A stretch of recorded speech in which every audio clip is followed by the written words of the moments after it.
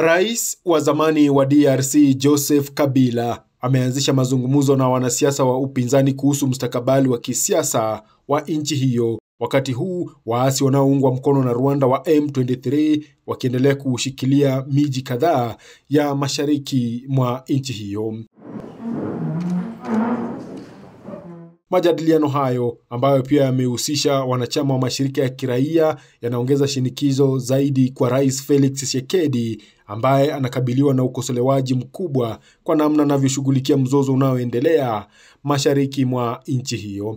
Tshisekedi na Kabila wakati mmoja waliwahi kufanya kazi pamoja, ambapo vyama vyao vilisaini makubaliano ya kugawa madaraka kufuatia uchaguzi wa mwaka 2018 uliokumbwa na utata. Makubaliano ambayo hata hivyo baadaye yalianza kupuuzwa, na Tshisekedi akimshutumu mtangulizi wake kwa kuzuia mageuzi.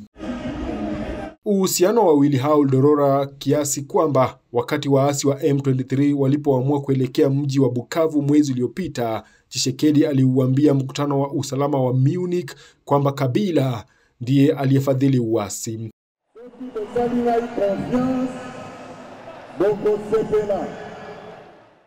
Kabila hakutoa tamko lolote la hadharani kuhusu mgogoro huo au kujibu shutuma hizo hadi alipochapisha tahariri katika gazeti la Afrika Kusini Februari 23, ambapo alimshutumu Tshisekedi kwa kukiuka katiba, kutekeleza vitendo vya ukiukaji wa haki za kibinadamu na kuifikisha Kongo kwenye ukingo wa vita vya wenyewe kwa wenyewe.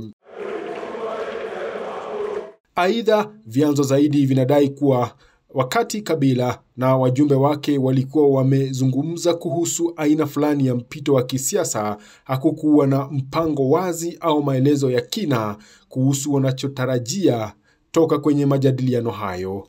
Mazungumzo hayo yamekuwa ya faragha, ingawa Kabila alikutana kwa uwazi mwezi Disemba mjini Addis Ababa na viongozi wa upinzani Moise Katumbi na Claudel Lubaya. Kevin Sewe, Mwanzo TV.